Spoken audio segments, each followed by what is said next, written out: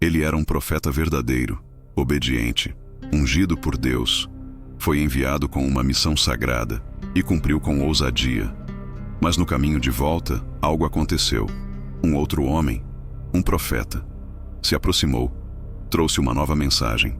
Disse que viera de Deus, mas era mentira. E ao crer nessa voz, o homem de Deus selou seu destino. Naquela mesma noite, um leão o aguardava no caminho, e o que aconteceu depois jamais será esquecido. Essa é a história do profeta que morreu, por obedecer uma ordem que não vinha do céu. Naqueles dias sombrios em Israel, o pecado havia contaminado até mesmo os lugares sagrados. O rei Jeroboão, tomado por orgulho e medo de perder o povo, havia construído altares falsos em Betel e Dan. Substituiu os sacerdotes levíticos por homens comuns. Criou um culto próprio, distante da vontade de Deus. E sobre esses altares, em plena luz do dia, ele oferecia sacrifícios a deuses estranhos. Incenso subia, não como aroma agradável ao Senhor, mas como afronta direta ao Deus de Israel. O povo assistia, alguns aplaudiam, outros temiam, mas ninguém ousava se opor, ninguém, até aquele dia. De repente, a multidão se abriu. Um homem vinha andando, vindo de Judá. Seu rosto era sério, suas vestes estavam empoeiradas pela viagem. Ele não era conhecido, não vinha acompanhado. Mas seus olhos ardiam como brasa. Ele se posicionou diante do altar. O rei o observava de cima da plataforma com ar de desafio. E então, o silêncio foi rasgado por uma voz profética. Ó altar, altar, assim diz o Senhor. Eis que um filho nascerá à casa de Davi. Josias será o seu nome. Ele sacrificará sobre ti os sacerdotes dos altos que queimam incenso sobre ti. Ossos humanos serão queimados aqui. O povo congelou. Era uma profecia clara, um anúncio de juízo, mas o rei se encheu de fúria. Prendam esse homem, gritou Jeroboão, estendendo a mão contra o profeta. Mas antes que qualquer guarda se movesse, algo sobrenatural aconteceu. O braço do rei secou. Ficou paralisado no ar, enrijecido, imóvel. Ele tentou movê-lo, mas não conseguia. Gritou, cambaleou, mas o braço continuava estendido, morto. E então, o altar tremeu. Uma rachadura profunda o cortou ao meio. As cinzas caíram. A profecia começava a se cumprir. O povo recuou assustado. O rosto do rei empalideceu, e num gesto de desespero ele clamou: intercede por mim, ora ao teu Deus. O homem de Deus com compaixão orou, e, diante de todos, o braço do rei foi restaurado. O milagre era evidente. O poder de Deus havia se manifestado. O rei, humilhado, tentou se redimir.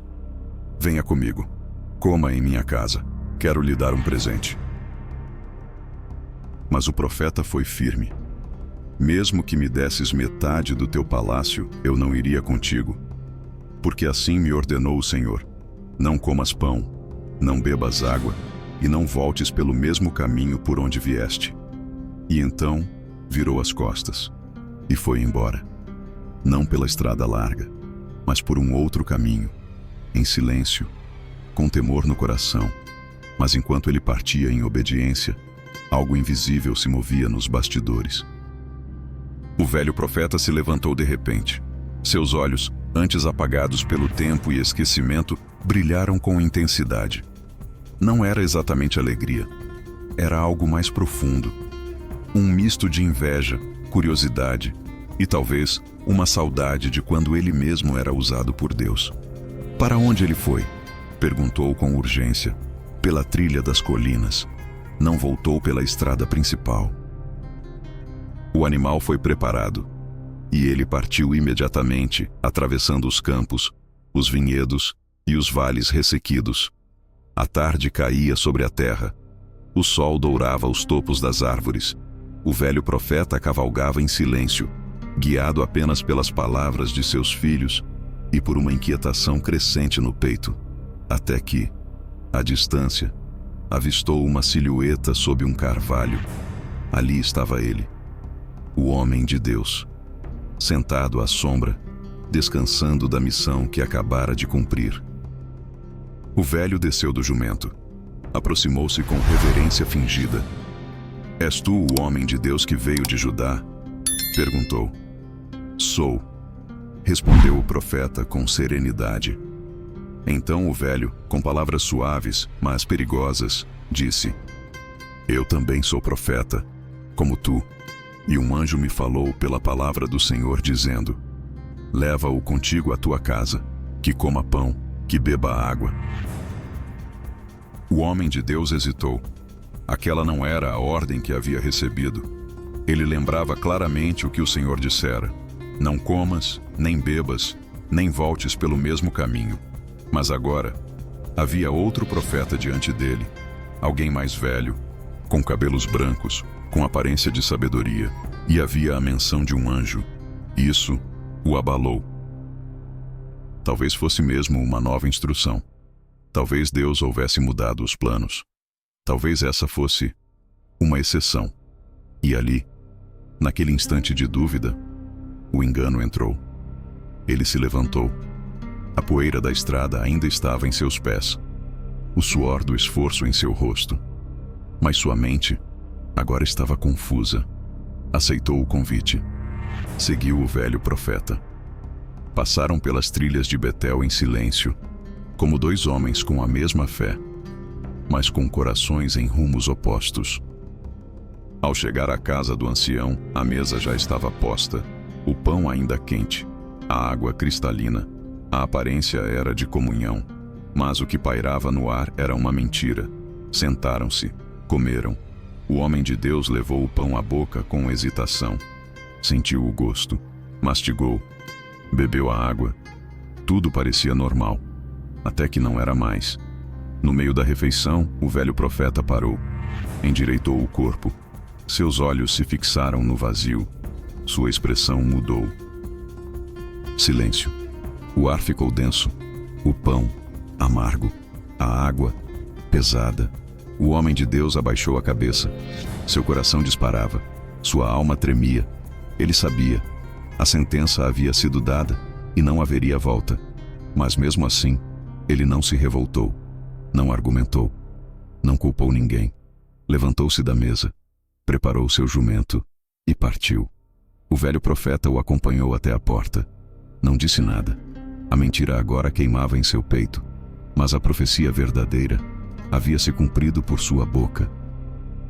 O homem de Deus desceu pela estrada estreita, entre arbustos e pedras. A paisagem parecia a mesma, mas algo no ar era diferente. O céu, silencioso. O caminho, solitário. O coração, pesado. Até que um som interrompeu o silêncio.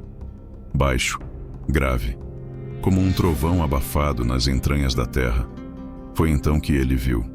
Entre as árvores retorcidas do caminho, um par de olhos brilhava, fixos, frios. O jumento parou. Sentiu o perigo antes do homem. Suas patas tremiam. O vento cessou. O mundo parecia prender a respiração. E então, o rugido, forte, cortante, sobrenatural. Do mato alto, um leão saltou. Não veio faminto. Não veio em fúria descontrolada. Veio com propósito. O homem de Deus desceu do jumento. Não correu. Não clamou. Não tentou se defender. Ele sabia. A sentença estava ali, diante de seus olhos. O leão avançou, rápido como relâmpago, silencioso como juízo. E o corpo do profeta caiu ali, na poeira da estrada, mas o mais assustador foi o que não aconteceu. O leão não dilacerou o corpo, não mordeu o jumento, não saiu do lugar. Ficou ali, parado, um animal selvagem, agindo como um anjo executor. O jumento, ao lado, o leão, imóvel, o corpo, caído. Uma cena impossível de compreender. Homens passaram pelo caminho, viram o cenário e ficaram paralisados. Correram à cidade, espalharam o que tinham visto. O velho profeta ouviu e, emudecido, montou seu jumento e partiu. Quando chegou, lá estava o corpo do homem de Deus, estendido no chão, O jumento ao lado, o leão, ainda de guarda. Uma cena congelada no tempo, silenciosa, sagrada, terrível. O velho profeta parou à distância. Desceu do jumento com os olhos marejados. Cada passo em direção ao corpo era pesado, como se andasse rumo a um julgamento que ele mesmo havia precipitado. O leão, ainda ali, não rugia, não rosnava, apenas olhava, sentado, vigilante, como um guardião divino, como se soubesse que aquela cena não podia ser tocada por mãos comuns. O velho se aproximou cauteloso e, para sua surpresa, o leão não se moveu, ficou onde estava, como se reconhecesse que o velho também era parte daquele decreto. Não como vítima, mas como testemunha. O velho se ajoelhou, tocou o corpo do homem de Deus, ainda quente. O silêncio era absoluto, como se o próprio céu tivesse prendido o fôlego diante do peso daquela verdade. Ai, meu irmão, sussurrou ele com a voz trêmula. Foi ele quem trouxe o engano. Foi ele quem contou a mentira. E agora, era ele quem segurava o resultado. O velho profeta olhou para o céu. Lágrimas escorriam por seu rosto. Ele sabia que Deus não havia esquecido, nem o zelo do homem de Deus, nem a mentira proferida por seus próprios lábios. Mas o juízo havia sido justo, e ele ainda estava ali para ver. Com cuidado levantou o corpo do chão e o colocou sobre o jumento. O leão continuava parado, nenhum rosnado, nenhum movimento. Era como se dissesse: o que precisava ser feito, já foi feito. O velho segurou as rédeas. Começou a caminhar devagar, levando o corpo consigo. Atrás, a estrada seguia vazia, exceto pelo jumento e o leão, testemunhas vivas de uma sentença divina. A jornada de volta foi lenta. Cada passo do jumento parecia pesar como uma sentença carregada nas costas. O velho profeta caminhava em silêncio, com os olhos fixos no chão, como quem carrega um fardo que jamais poderá ser aliviado. O corpo do homem de Deus balançava levemente sobre o animal, envolto em um pano simples, manchado de terra, e da obediência interrompida. Quando chegaram à cidade, as pessoas pararam. Alguns reconheceram o profeta caído, outros se lembraram da profecia diante do rei. Murmúrios se espalharam. É o homem de Deus. O leão, ele foi morto por um leão. Mas o jumento está vivo? O corpo não foi devorado? O velho ergueu a mão, pedindo silêncio. Não foi um ataque comum. Foi juízo. E com a ajuda de seus filhos, preparou um túmulo. Não um qualquer, mas o seu próprio. Um lugar que havia reservado para seu descanso final. Enterrem-no aqui, disse, ao meu lado. Os filhos hesitaram. Mas, pai, façam como estou dizendo. Quando eu morrer, quero estar sepultado com ele, porque sua palavra era verdadeira. Ele foi um homem de Deus, e tudo o que falou contra o altar de Betel acontecerá. O cortejo seguiu silencioso. A cova foi aberta. O corpo foi deitado com reverência. O velho profeta se ajoelhou à beira da sepultura e murmurou uma última vez: que o Senhor tenha misericórdia de mim e que nunca me esqueça do que aconteceu aqui. Dias se passaram, depois semanas, e a história daquele profeta, o homem de Judá que morreu por confiar em uma falsa palavra, se espalhou por toda a terra. E assim, até hoje, 1 Reis 13 permanece como um lembrete eterno, de que milagres não garantem discernimento, de que a obediência vale mais do que qualquer nova revelação, e de que a mentira, mesmo quando se veste de profecia, continua sendo mentira diante de Deus. A noite caiu sobre a cidade de Betel, mas o ar ainda carregava o peso daquela tragédia. Não era apenas o silêncio de uma morte, mas o eco de algo mais profundo. O temor do Senhor percorria cada beco, cada casa, cada consciência. O velho profeta mal conseguia dormir. Sentava-se no escuro de sua casa, o rosto iluminado apenas pela chama trêmula de uma lamparina. Em sua mente, repetiam-se as palavras que ele mesmo havia proferido durante a refeição. Palavras que não vinham dele, mas do próprio Deus. E isso o esmagava. Eu menti, e mesmo assim, Deus falou por minha boca. Usei o nome de um anjo para manipular um homem, e mesmo assim, fui canal de juízo. Aquilo o corroía. Ele sabia que tinha sido o instrumento da queda daquele profeta.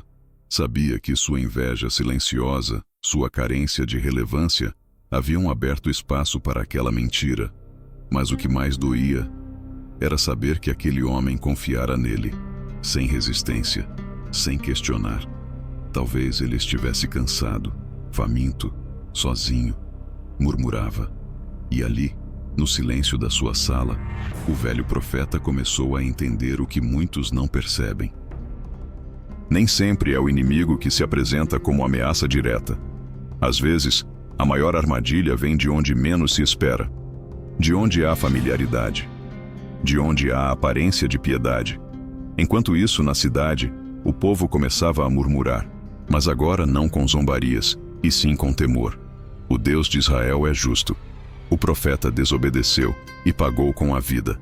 Mas o leão não devorou nem o homem, nem o jumento. Foi Deus, foi o próprio Deus quem ordenou. E a notícia não parou em Betel. Dias depois, chegou às portas de Judá. Outros profetas ouviram, sacerdotes escutaram. Até mesmo nas cortes, o boato se espalhou. Um profeta foi morto por um leão, e o leão ficou de guarda. Ele desobedeceu uma ordem direta do Senhor, por confiar em outro homem. E esse sussurro virou advertência. O nome do profeta nunca foi registrado, mas sua história tornou-se eterna, não apenas como um aviso sobre desobediência, mas como uma cicatriz viva na história de Israel. Dias se passaram, depois semanas, mas ninguém conseguia esquecer a cena do leão parado ao lado do cadáver, como um guardião invisível da justiça divina. Em Judá, muitos profetas se recolheram em silêncio. A notícia daquela morte os atingira como uma lâmina invisível. Um aviso claro de que a unção não é escudo para a desobediência, e que nem mesmo um milagre recente garante proteção se o coração se desviar da palavra. Na escola dos profetas, os mais jovens tremiam ao lembrar da história. Ele foi ousado diante do rei. Desprezou as riquezas do palácio, mas caiu diante da voz de outro profeta. E ali surgiu uma verdade incômoda. A desobediência, mesmo motivada por boa intenção, ainda é desobediência. Enquanto isso, o velho profeta de Betel isolava-se mais a cada dia. Já não atendia às visitas, raramente saía de casa. Mas em sua mente cada detalhe daquela jornada com o homem de Deus se repetia como uma profecia inacabada. Às vezes, acordava no meio da noite com o som de um rugido, não real, mas gravado na alma. Ele dizia, como se ainda estivesse diante do corpo. Chegou ao ponto de mandar esculpir uma pequena placa que enterrou discretamente ao lado do túmulo compartilhado. Aqui jaz o homem de Deus que profetizou contra o altar de Betel. Não colocou nomes, não exaltou feitos, apenas o lembrete silencioso de que, mesmo os escolhidos, podem cair, se afastarem do comando exato de Deus. No tempo do rei Josias, muitos anos depois, essa história ainda era mencionada entre os anciãos. Josias, ao se deparar com aquele túmulo, ordenou que não fosse tocado, pois reconhecia ali o cumprimento exato da profecia que havia sido declarada gerações antes. A palavra se cumprira, até nos mínimos detalhes. E é por isso que, mesmo sem nome, o profeta de Judá permanece vivo na memória espiritual de Israel. Porque ele nos lembra que a fidelidade a Deus não termina após a missão. Ela continua no silêncio, no retorno, na obediência, mesmo depois do uso, mesmo longe do palco. Porque ele nos ensina que milagres podem atrair multidões, mas é a obediência que sustenta o favor de Deus. E acima de tudo, porque ele nos alerta, até mesmo um anjo pode ser parte de uma mentira se a voz não vier de Deus. E assim, Terminou a jornada do profeta que foi ousado diante de reis, obediente na missão, mas enganado pela palavra de um homem. Não foi o pecado comum que o destruiu. Não foi o orgulho. Não foi a vaidade. Foi a desobediência disfarçada de espiritualidade. Foi o erro de seguir uma voz que parecia divina, mas contrariava a ordem original do Senhor. E naquela estrada, onde o corpo ficou estendido, com o leão parado ao lado e o jumento imóvel, Deus selou uma mensagem eterna para mim, para você, para todos nós. A verdade de Deus não muda, a palavra dele é soberana, e obedecer, mesmo sem entender, ainda é o maior ato de fé. A história do profeta de Judá não é apenas um relato antigo. É um espelho, é um alerta, é uma revelação. Nem todo conselho é santo, nem todo convite vem de Deus, nem todo profeta fala com a verdade do céu. Por isso vigie, ore e permaneça firme, pois o verdadeiro homem de Deus é aquele que, mesmo diante da sedução, da dúvida ou da solidão, ainda escolhe obedecer. Se essa história falou com você, inscreva-se agora no canal. Ajude a levar essas revelações a mais pessoas. Ative o sininho para não perder os próximos mistérios da Bíblia. E lembre-se, quando você segue a voz de Deus, você nunca estará perdido. Mesmo quando tudo parecer contrário, ele permanece fiel. Porque quem obedece ao Senhor jamais caminhará sozinho. Nos vemos no próximo vídeo. Paz, discernimento e fé firme até o fim.